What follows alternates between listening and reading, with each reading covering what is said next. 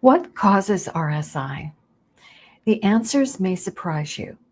If you haven't been to my channel before, I'm Deborah Quilter, and I've written 2 books on repetitive strain injury, or RSI. Let's learn some of the risk factors.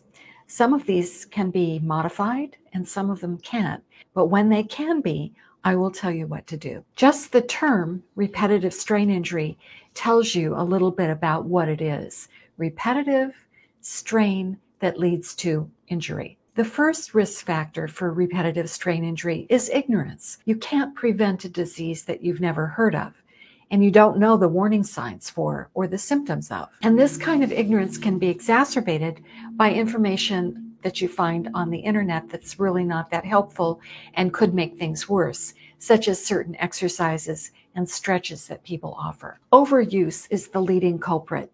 Our bodies aren't meant to be making the same movement over and over each day. The doctor with whom I wrote my first book said that you are in the danger zone for injury with as little as 2 hours of computer use per day. Poor posture is another leading cause of repetitive strain injury, especially the forward head posture. This can lead to damage of the nerves that emanate from the neck that lead all the way down to the fingertips. It can also lead to strain on the muscles of the neck from holding the heavy head in a forward position. Awkward positioning is another risk factor, and awkward positioning often stems from 2 things: improper tool design and the arrangement or the ergonomics that you have. If your keyboard is too high, your monitor is off to the side, too high or too low, and your chair is at the wrong height, you will be automatically working in an awkward position. This puts strains on muscles, tendons, and nerves. Put your monitor directly in front of you, about an arm length away, and make sure that you're not looking up or down in order to view it. You should easily be able to view it with your head in a neutral position. But improper tool design also leads to awkward positioning. And the keyboard and computer mouse automatically put you in an awkward position. Also, your phone will put you in an awkward position. Just keeping your elbows bent and your palms down for prolonged periods creates a great deal of strain for the nerves that have to go around the elbow and the muscles and tendons that are connected to your hands. Because of the dangerous position of typing, it's better to use key commands and dictate whenever possible. Excessive force is another risk factor for repetitive strain injury. So use only the amount of force that's necessary to achieve the goal. So don't pound your keyboard or grip your mouse. Use only the effort that you need. Speed is another contributing factor for repetitive strain injury. So if you type 140 words a minute, you're adding all of the risk factors that we just talked about, the forward head, the awkward positioning, and you're doing it very fast, which means you're doing a lot of it. And that just compounds the risks. Lack of frequent, regular breaks. Overused soft tissues need time in order to recover from the amount of work that they're doing. If they don't get that time, micro tears can settle in and cause scarring in the tissue. Scarred tissue re-injures more easily than healthy tissue.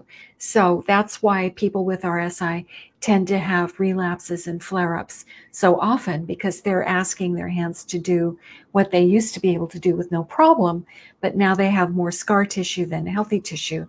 So it leads to more frequent injuries and sometimes worse injuries. Binge or marathon computer use can lead to injury too. And that could be trying to meet a deadline at work, or getting very involved with a video game or another project that you're working on and just forgetting time. In addition, if you're on deadline for something, that's a certain amount of stress, which can lead you to forget about your breaks and your good posture and your good technique. High stress work environment can also be a risk factor for injury, because if you are tense at work, it's very fatiguing for your muscles. Working with tense muscles can lead to fatigue, which is another risk factor for repetitive strain injury. Lack of control over the pacing, such as rush work, quotas, or deadlines. People who pace themselves according to their own limits are much less likely to get repetitive strain injury because their tissues have time to recover and they're not putting undue stress on their bodies. It's a good idea to take a break every 10 minutes or more frequently if you're starting to feel symptoms. And it's really great if you can stand up and march in place or walk around during those breaks. It's also a really good idea to give your eyes a break by looking at something very distant. Look out the window, look across the room, give your eyes a break from close computer work. Sitting for long periods is also a risk factor for repetitive strain injury. Many people have poor posture, and this can strain the arms when they're trying to hold them up to the keyboard or the mouse. Office chairs often put people in a forward head posture because of the backrest. It's really better to sit tall and not use a backrest, because when you sit back, the head comes forward, and it also can lead to a lot of back pain and strain. So don't use a backrest or an armrest. Maintaining good posture is a really important way to prevent repetitive strain injury. In addition, the body needs good blood flow and good circulation in order to prevent injury and keep everything healthy. When you're sitting for a long period, the blood isn't flowing as well.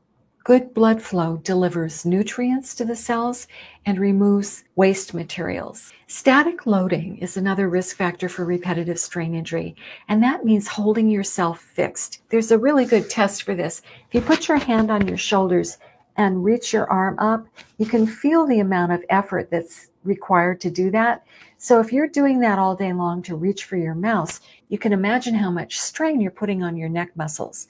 So you really want to keep things so that you're not tensing your neck muscles, holding a static position, and that will help you reduce your risk of injury and also prevent a lot of pain and strain. Overhead reaching, such as putting heavy books on a shelf, can also be a risk factor for repetitive strain injury. Poor technique, such as twisting your wrists to operate your mouse or resting your wrists, forearms, or elbows while you are keying, are two of the worst habits that you can have, and they will definitely put you at risk for repetitive strain injury because the amount of strain they're putting on your forearm muscles and nerves. You need to have your keyboard low enough so that your shoulders are completely relaxed and you're not lifting them even slightly in order to use the keyboard and the mouse.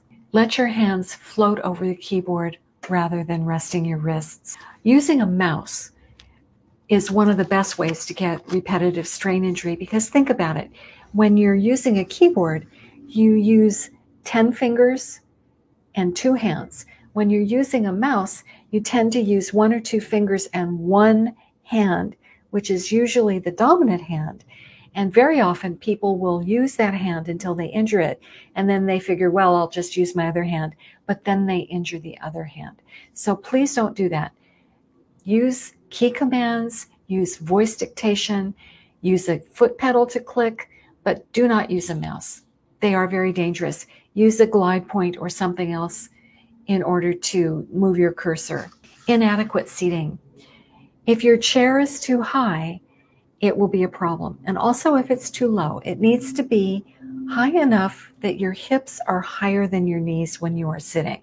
This prevents also back strain, and it allows you to use your body in a more functional position, because if you're sitting back here, you can't really move. If you're sitting right on your sitting bones, you can shift your weight, forward and back, all with a straight spine, and that's a much smarter plan than sitting using any kind of backrest. But remember that sitting well is still sitting, so get up and down as frequently as possible. Put your phone away on the other side of the room so that if it rings, you have to physically get up and answer it. The person calling you is doing you a favor, even if it's a spam call, because they got you out of your chair. Long fingernails are a risk factor for repetitive strain injury, because instead of using your fingers in a flexed position, the hands naturally curve. You flatten them, and that creates strain in the hand by having to hold the hands out extended.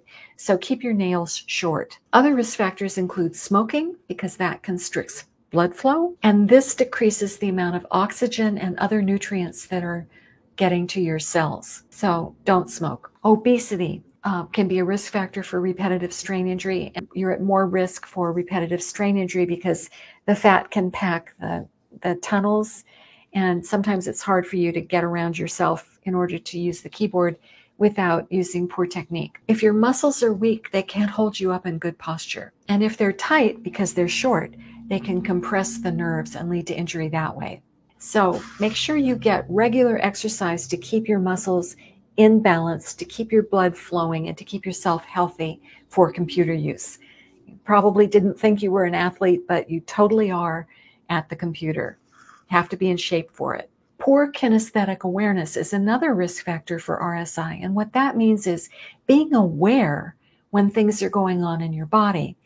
And this can be tricky because if you're on deadline or totally engrossed in your work, you may not feel the subtle signs that are coming in, that you're fatigued or that you're starting to have numbness or tingling or other symptoms of repetitive strain injury. You may not be aware of these other symptoms and ignore them when you should be stopping work and attending to them. The symptoms of injury are very subtle in the beginning, so you need to be listening to your body as you go along in order to be able to turn things around and head an injury off at the pass when you still can, because in the later stages of injury, it becomes chronic. It's easy to ignore your body's warning signs when you're engrossed in a project or a deadline or gaming. Habitually holding muscle tension can lead to repetitive strain injury because it leads to fatigue, which in turn can lead to poor posture and additional strain. Improper use of cell phones, such as cradling the phone, never do that. Looking down at the phone or using your thumb to text or scroll. It's better, if you're going to use your cell phone, to hold it up to you rather than looking down at it, and also to use the voice control program on your phone. And I did a video on that under my live streams. You'll see how to do it for yourself. Never use your thumb for texting or scrolling. It places enormous strain on the thumb muscles, and a lot of people get into very serious problems because they've injured their thumb. Hand-intensive hobbies such as bowling or tennis or playing a musical instrument, gaming, needle crafts, gardening, all of these things require repetitive hand use, and they can cause additional strain to your hands, especially if you're using them for work, as most people do. There are risk factors that are possibly modifiable. These include lack of pacing, working while fatigued or in pain. Much of this will depend on, if you're an employee, it will depend on your relationship with your employer. Use of notepads or laptops. Some people need them for their jobs, but unless you are using either a separate keyboard or a separate monitor, they're going to be inherently unergonomic and place strain either on your neck or your hands or both. Cold hands.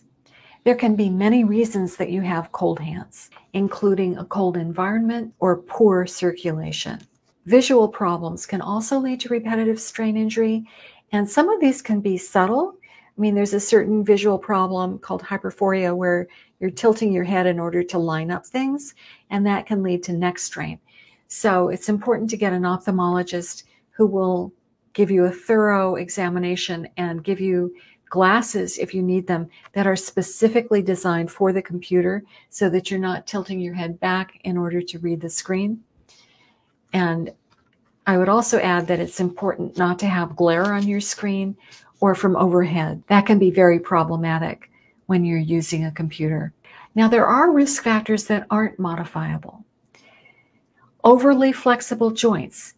If you're very hypermobile in your fingers, that can be a problem because the joints aren't stable and they tend to cave in when you're using a keyboard or a mouse. Being very tall or very short is also a risk factor because standard equipment won't fit your hand or your body. So it's very difficult sometimes to find a chair or a keyboard that will work for every single person in the office. Previous surgeries or injuries can also be a risk factor that's not necessarily modifiable. Many years of computer use is not modifiable. Repetitive strain injury is what they call a cumulative trauma disorder. That means it doesn't happen overnight. It happens over weeks, months, years, and the injury can just keep going because there's so much previous damage to the tissue. A new job or computer system.